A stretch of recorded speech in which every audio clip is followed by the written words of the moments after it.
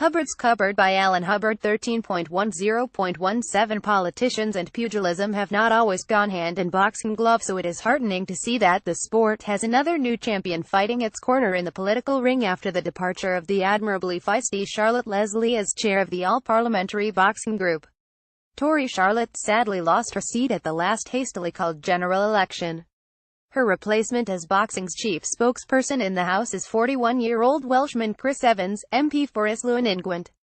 Despite being in the blue corner, Charlotte describes her Labour successor as ideal for the role. "He's a great guy who really loves the sport, knows it well and will do a terrific job on its behalf in Parliament," she says. "This I can vouch for. Evans was an engaging guest on my table at this week's Boxing Writers Club dinner, and I was impressed with his deep knowledge of, and interest in, the sport he has followed avidly since he was a schoolboy in South Wales. He is a genuine boxing buff. He pulls no punches politically, either.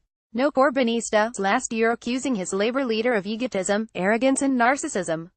He said Jeremy Corbyn did not look like a prime minister but a rabble-rouser, and called for him to do the honourable thing and resign.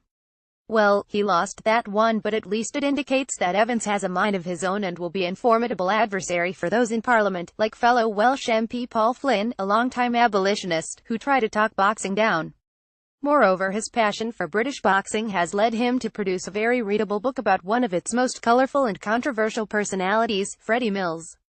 It is not the first literary work about fearless Freddie, Britain's favourite fighting son of the immediate post-war years, and probably won't be the last, such as the lingering mystique over the one-time milkman's death and events leading up to it in July 1965. Freddie Mills was a household name, as big if not bigger than Anthony Joshua or any of today's TV-promoted fistic luminaries. In terms of popularity and pizzazz, he was a forerunner of the late Terry Downs-like Downs. He was crashing, bashing and dashing, and also became a showbiz celebrity at the conclusion of his roller coaster 101-fight career. Mills was world light heavyweight champion from 1948 to 1950 and also a world heavyweight title contender. But more than that, he was a fantastic character. But the sporting legend, whose public persona was so affable, had a darker side which this book grippingly explores and dissects, including his contact with London gangsters. Conspiracy theories continue to abound about his demise at 46, found shot by a rifle through the right eye in his parked silver Citroën in a cul-de-sac behind his nightclub in London Soho. Whether it was suicide or murder remains British boxing's greatest whodunit. Was he bumped off by the Krays, with whom he had a recent dispute, the Mafia, the Chinese Triad, or did he simply take his own life because of crippling debts? The coroner decided it was the latter, but Mills' family and many who knew him at the time have never accepted this. Mills' late widow, Chrissy, fervently believed it was down to the Krays, but as Leonard Nipper Reid, the cop who eventually nailed them, and later became chairman of the Board of Control, has said, there was no evidence that he was a victim of the terrible twins. Or anyone else. In fact, the Krays had been great fans of Freddie, though one has to say sentiment was not the most prominent of attributes in their psyche. Evans does not draw any conclusions, and in any case Mills' death is not the main focus of the book. Rather, it is an absorbing and well-constructed chronicle of his remarkably rumbustious career from the world of the boxing booth, a fascinating chapter in itself, to the world stage. Much of the book was assembled during the MP's paternity leave, and what I particularly like about its narrative is the graphic punch-by-punch reportage of his greatest ring wars. Of course, Evans never saw him fight in the flesh, but his diligent research gives it the ring of authority, and as a result, a book as entertaining as Mills was himself. His name was synonymous with the bulldog spirit during the war, in which he had served in the RAF. As a kid myself, I was glued to the radio whenever he fought, captivated by his courage and resilience in battles with legendary names such as Gus Lesnevich, Bruce Woodick, Len Harvey, Joe Baxi and Joey Maxim. His fearless aggression, all-action style and whirlwind punching saw him produce some of the most exciting fights seen in a British boxing ring. He was champion before the plethora of world titles when it meant he could rightfully call himself the best in the world. As Evans concludes, for many fans their most abiding memory of Freddie will be of the night he conquered the world in a return with American Lesnevich. As he stood in the ring at White City, eyes ablaze and arms aloft, for a brief moment he encapsulated the hopes of post-war Britain. With the World Championship belt around his waist, and the rapturous crowd singing his name, he ascended to the level of an icon. Despite what happened afterwards, on that night Freddie Mills was glorious. Fearless Freddie, The Life and Times of Freddie Mills is published by Pitch Publishing at £17.99. I was honoured to be asked to write the obit of Terry Downs in Boxing News this week. He and I went back a long way, to the time when we both began our respective career journeys, him as a pro boxer and me an aspiring scribe 2 years his junior.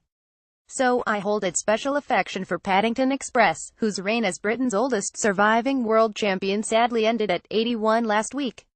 He was the first world boxing champion I ever interviewed as a young reporter on a sports magazine, and his second reprise with Paul Pender in Boston, in April 1962, where he had lost their initial encounter on cuts, was my baptism to covering many world title fights in America. My abiding memory is of an emotional down standing in the shower afterwards, tears of frustration cascading with the copious blood from facial wounds after Pender regained the title over 15 rounds. "I thought I won," he was to say. "But then I always did." But what made Down so special, apart from a wit as sharp as his punches, was that here was a Brit who battled forward like an archetypal Yank, a two-fisted tornado, hardly surprising as his formative fighting years were spent in America, where he went with his parents as teenager, joining the U.S. Marines. I last met him at the Board of Control Awards dinner a year ago. He was in a wheelchair. Various ailments had beset him in his latter years, bladder cancer, arthritis in both legs, a blood disorder. But he remained in good spirits, and good voice. After his retirement, Downs was for many years a regular at boxing shows, preferring to sit at the back of the hall, loudly offering his critiques. He didn't suffer inferior pugs gladly, and in his fruity stentorian monotone he let them know he thought they were bleedin' useless if they weren't doing the business. "My old woman punches harder than you," only once was he ever verbally counterpunched. A rather precious MC was taking a long time introducing celebrities. And now a big hand for the wonderful, the inimitable, the one and only. From the back came a raucous roar, "Get on with it, you old poof." The MC paused and sniffed not so much of the old, Mr. Downs. Downes's nose may have bled profusely, but at least the devoted family man kept it clean, which makes it all the more surprising that, while his Cockney contemporary Henry Cooper received a knighthood, he did not have a sniff of a gong, not even an MBE, unlike nearly all other world or Olympic boxing champions, until 5 years ago. Then, after a long campaign led by his friend, the referee Bob Williams, it was notification of a lesser British Empire medal for his services to charity and sport that dropped through his letterbox. He was not even required to visit the palace to collect it. No doubt the powers that be had visions of Downsy receiving his gong from the Queen and snorting about "Bleedin' time, 'Er Majesty rest in peace, champ."